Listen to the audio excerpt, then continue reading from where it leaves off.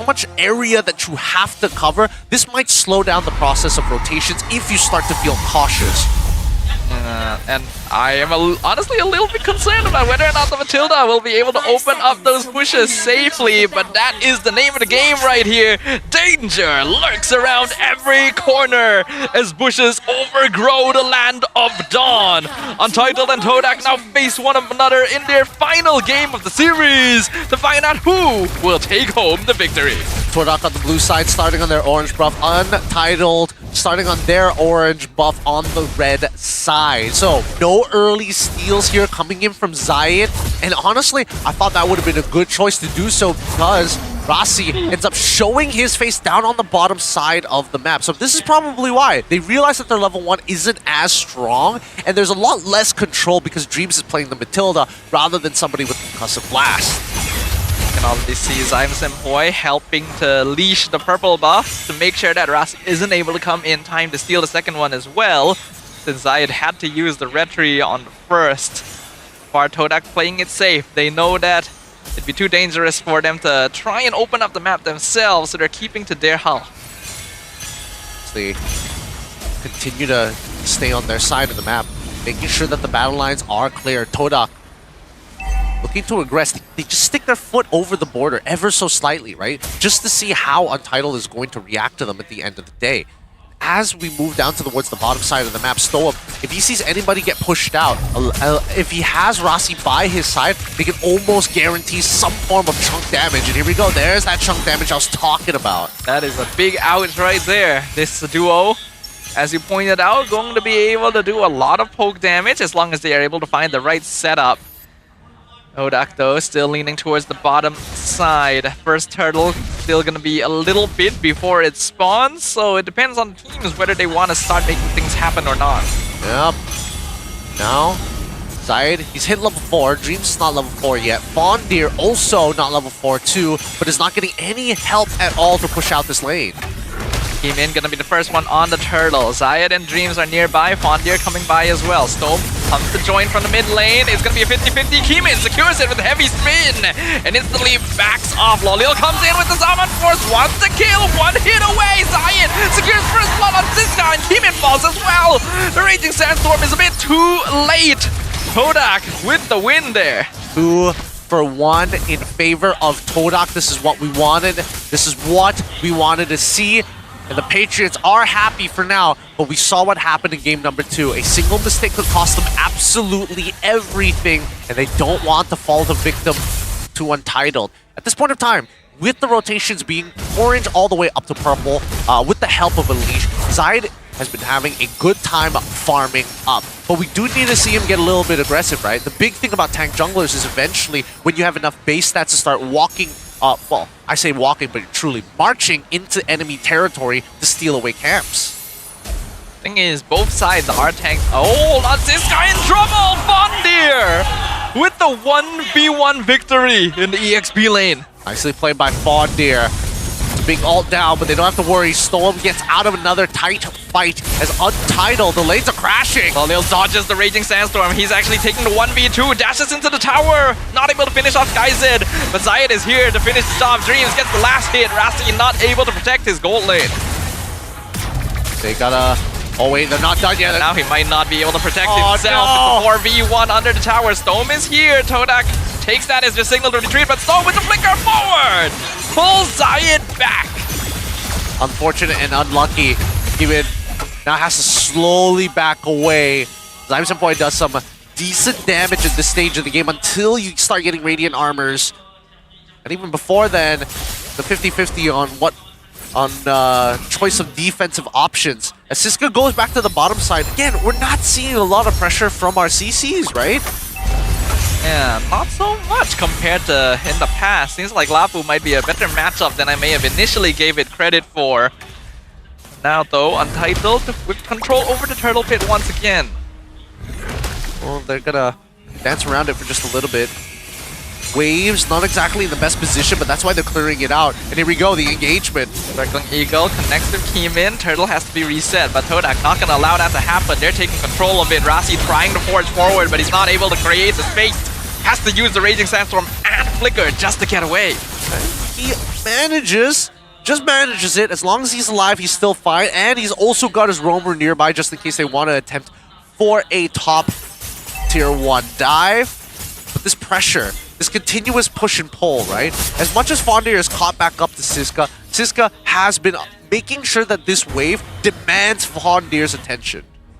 The only thing you can do if you're not in a winning position as the EXP lane, we can see that Sizkaa's definitely grown quite a lot since his first appearance in MPL, able to use that wave manipulation to at least even out the odds, even in a losing situation. Now, next fight might just break out right here, right now. But oh wait, hold on. Rasy opening up the map preemptively. Technically, that was a 3v4 scenario that would have been heavily in Todak's favor. But as we look at the goal, 900 compared to 459. What is Dreams doing different? Dreams has doubled the passive goal to Rasy.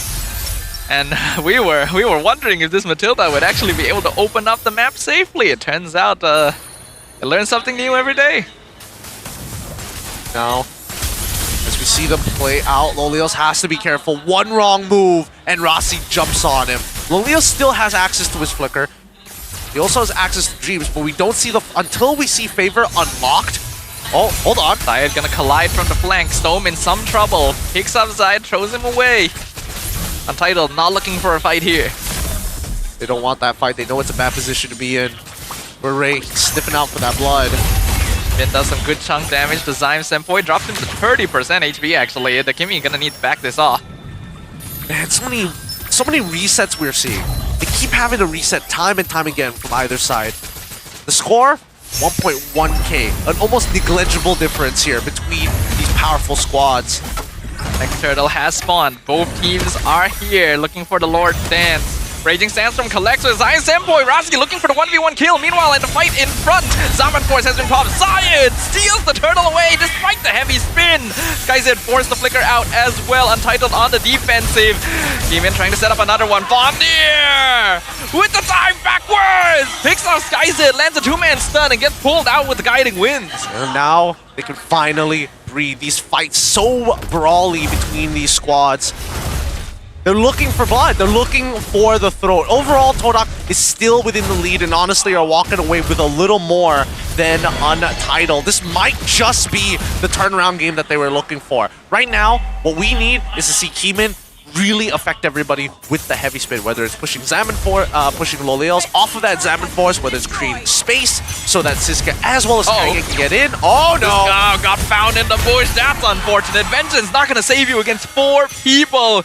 Fawndeer with the killing spree. Instant pop there. Absolutely instant. Didn't have to wait for it a second longer before it occurred. Top side, eventually that tier 1. As you can see, Untitled just trying to cut off certain spaces of the map, but it just oh, okay, had to commit the ult. He also got his buddy out. They're at a net positive when it comes down to benefits. The rotation speed of the Matilda Baxia combination really messing with Untitled right now. They're being forced to use resources outside of fights just to keep themselves alive. And that is not what you want to see with a Khalid Roam and CC EXP. They should have more control than this. No. As we see the control slipping away. D2's under threat. Bottom side, Fawndeer is doing well against Sizkaa with his 1-level lead. And Rasy, again, this is where we're expecting all the early game heroes to start to fall off, whether it be iKayn, Rasy, or even Sizkaa. Now it's all about the raw scaling. So far, oh, okay.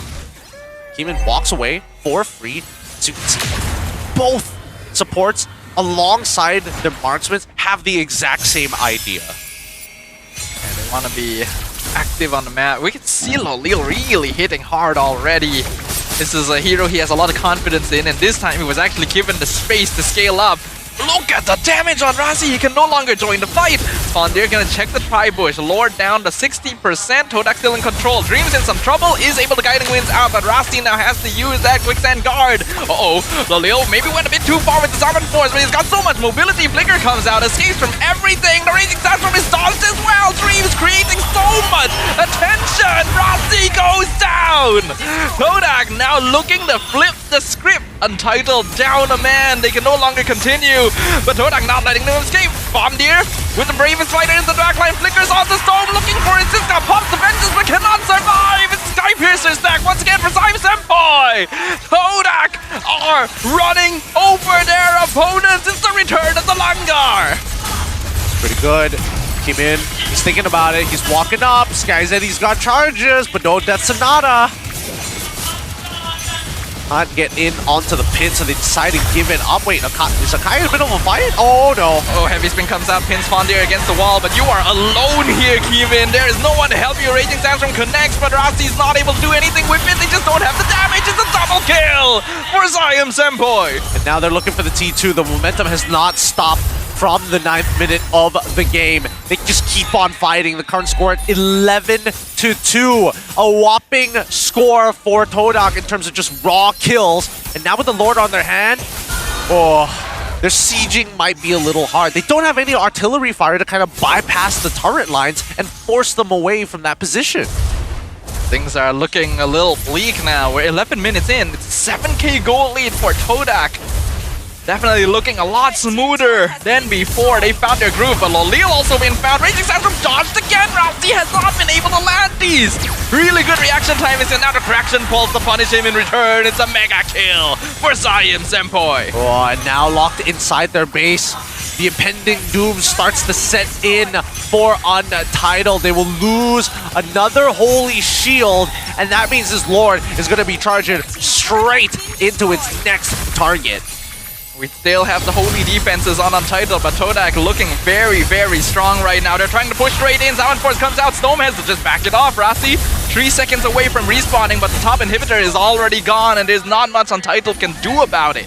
They just back away, back off, and back away. You got what you needed. 2 inhibitors are gone. 90 more seconds is nothing to you. It's just 130 seconds. Oh, hold on. They found Kevin. Here comes another Bravest Fighter. Landshaker will be dodged this time. But you can see Todak looking a lot more confident. They know how to play from positions where they're clearly ahead. They've shown they have a little bit of clutch factor of their own.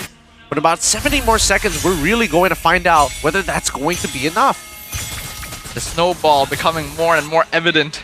9,000 gold advantage for Todak in the 12-minute mark.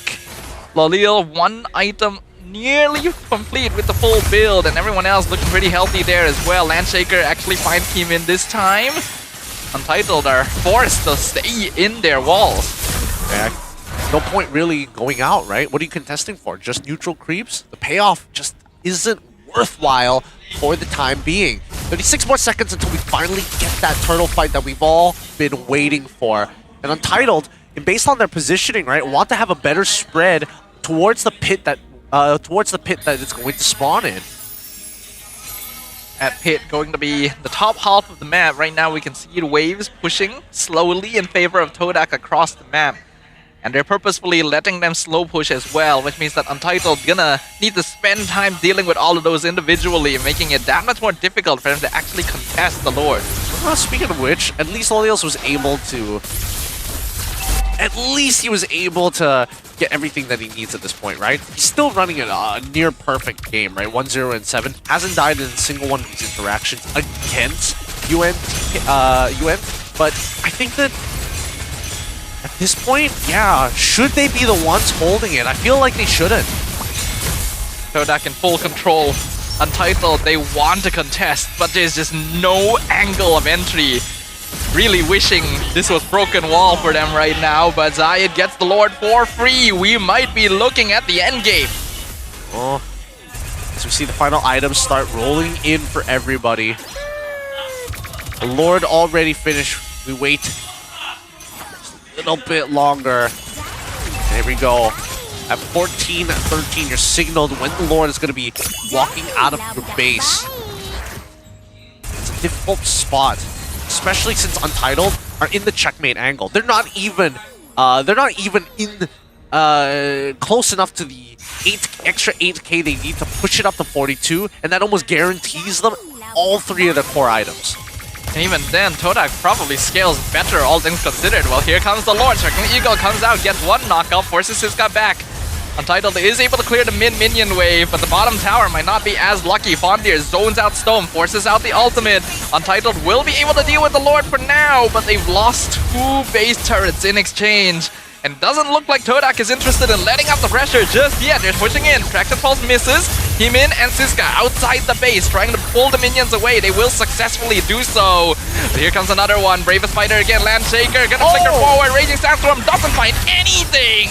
But heavy spin pushing Todak back. Unfortunately not able to find the pin. Heemin in a lot of trouble. He has to get back to base. Will be able to do so. Untitled slowly whittling down their opponents. But Todak still so far ahead. And they are unfazed. Unfazed, very happy with themselves. They back away. 85 seconds left for the next turtle. Oh man, I think that GAMESEMPOI Kalantan, they're showing at the very least that they're not just tunnel vision at times, right? They are looking at the overall map spectrum, and the way that they've set up their waves has always been decently good. But I think at this point, considering that Todak throw Fawndeer really far out, assuming anybody lands some form of CC, the follow-up just shows that the natural chemistry from them can be worked upon, but so far so good. So far so good indeed. At this rate, it really is only a matter of time before Todak closes out the game and claims their first series of the season. And at a 9k gold lead still, it's going to be very, very difficult for Untitled to make up this difference, especially since most of their scaling damage comes from one person. But Todak still has to properly respect their opponents. 10 assists, 0 assists, 56.1k compared to 88.7k when we're talking about damage taken, and kill participation 91.7 to 100%. Both of these players coming from the same region, they know what they know what each other are thinking. More so, getting underneath that skin as soon as possible. Now with ZAIMSEMPOI with a Divine Glaive already purchased, he's gonna start things off, and he can actually sustain through the Lord's damage for now. But notice that Zaed also doesn't necessarily want to be inside the pit. He knows that he is gonna be the safest front line.